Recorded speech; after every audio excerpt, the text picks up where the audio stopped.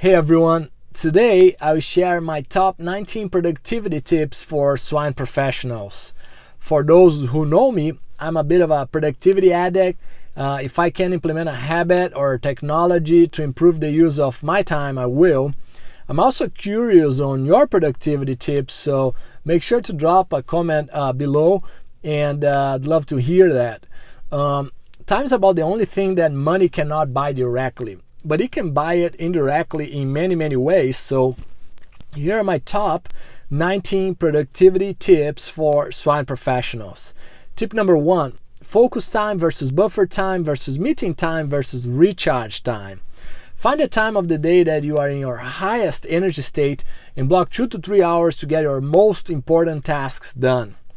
For most people, that is the first few hours of the day. For me, it is from 8 to 11 a.m. as well. That is when I focus on my important but not urgent tasks. From 11 to 2 p.m. is a bit of a buffer time to return calls, texts, emails, or whatever needs to be done that day. I try to keep meetings to a maximum of 2 a day if I can, and between 2 and 4 p.m. Then there is a recharge time. Make sure to allocate 30 to 60 minutes a day to exercise. We all know that, right? But make sure to do it. A 20-minute workout well done is better than a 60-minute workout that you spend half of the time on emails or social media and things like that. The next one is the tip number 2. Turn off your phone and computer notifications.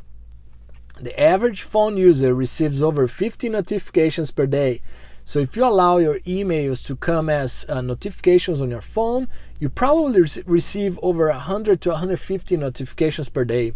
Dr. Gloria Mark from the University of California suggests that for every distraction, it takes about 25 minutes to get back to the mental state you were before that distraction. So the bottom line, turn off your phone and computer notifications. Replying to emails ASAP feels like a very productive thing to do, but in my opinion, it's not. That important email can wait a few hours so you can get some important work done. If you need to get some important work done, and that involves to write an email that's complex, you need to do some research, make sure to turn off the email. There's an option for that. That's been very useful. Tip number 3, empty the inbox. This one is a tough go, but I think it's well worth it. But why? I think it brings you peace of mind knowing that you got it under control. But how can we do that? I try to at least once a week make sure that there are no emails left behind by sorting them by from instead of by date. So by who sent that email. This way it makes it quite a bit faster to screen through what's left. During that week, my goal is to reply to most emails within 24 hours. If any email needs to have some large amount of work completed, I flag them, and I also configure my email software to not empty the trash folder. This way, I can delete an email, but it's not actually deleted. Just go to the trash can, and if I need to search it later, I can. It makes my cleaning process easy because it takes me one keyboard stroke to archive that email. For me, there are normally 20 to 50 emails flagged waiting for some type of action or milestone. Tip number 4, use an email software and not the webmail. This one, it seems more common to be seen in students and not so much in professionals, but webmail is slow. Every time that you need to click on a different folder or even reply to an email, it has to load the most or all of that web page. So it's not fun. Email software instead, it's loaded already in your computer and it only uses internet when you send or receive emails. So a very simple one, but very useful for those that use webmail. Tip number 5, use 2 screens. When I was in grad school, I had 3 screens and I liked it. I could have Excel in one, SAS, which is a statistical software, in another one, a Word document in the other one, or maybe an article. Currently, I use 2 screens and it works well for me. I could not work with a single screen though. That feels like my hands are tied.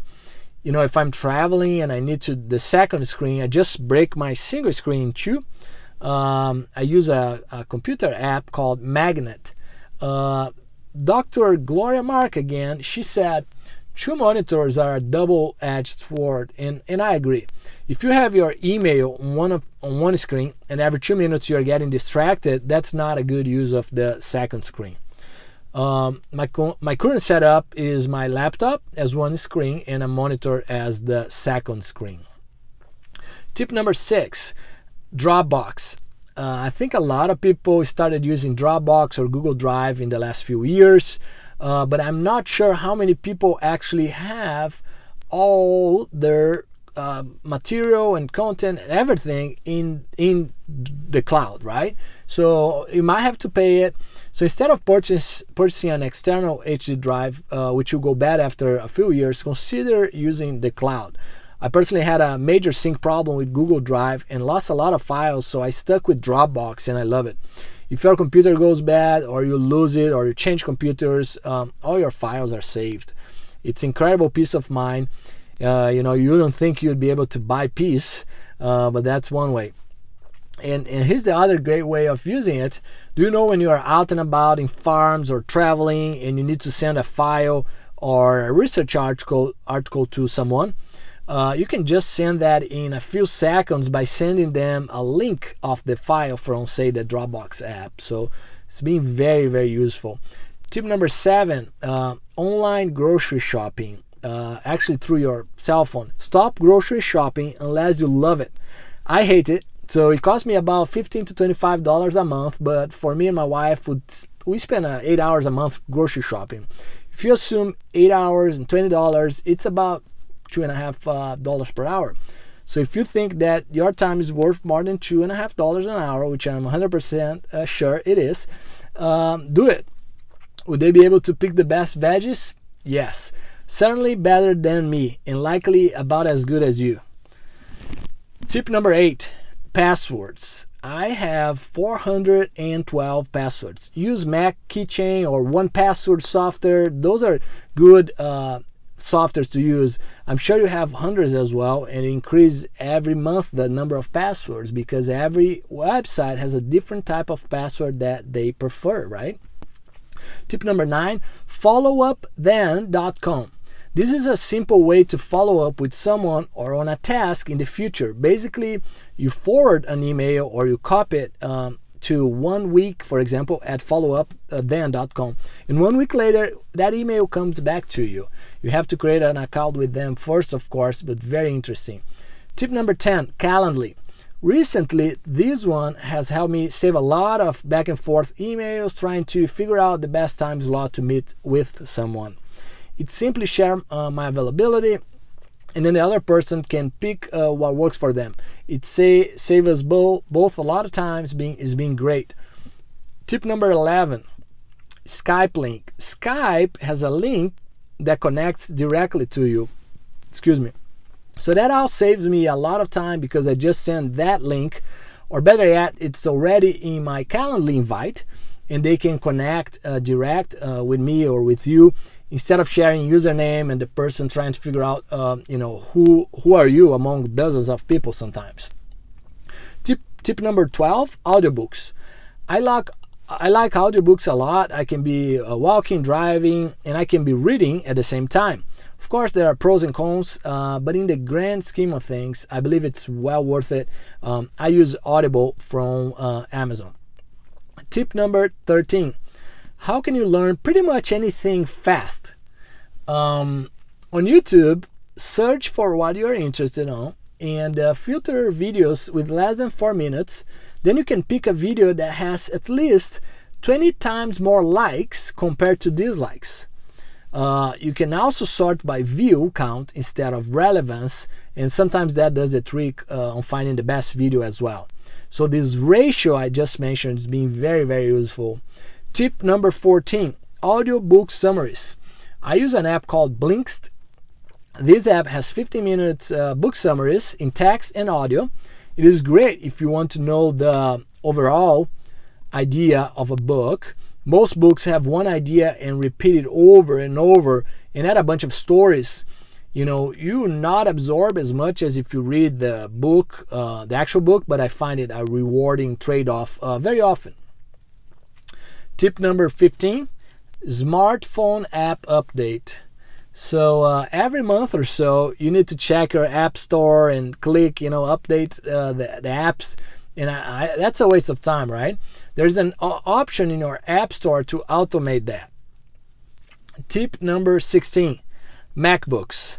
MacBooks, like most Apple products, are not cheap. I'll tell you that I believe it's worth the money. That is all I would say. For me, the usability, reliability, and speed is incomparable to a lot of other products. Tip number 17, the Grammarly app. As Swine professionals, we work a lot on emails as a communication tool. Grammarly is a great tool to make sure we get the grammar right, especially for me. Tip number 18, easy screen recording. Have you explained a given task in a computer to someone more than once? That should stop. You need to record that task with Loom, L-O-O-M, and just send the link of that task to whoever you need to train now. This has been the best tool I found to record the screen with the audio and even with the webcam if you need to. The last one is tip number 19, Trello. Trello, if you work in a team, you might consider Trello, and I don't know if you say Trello or Trello, but it's one of the two. It is a great tool that I use across my businesses to keep things on track. I'd love to hear your productivity tips. Drop them below. And also, would like to hear the ones I share, the one or two that you might consider implementing. We'll talk soon.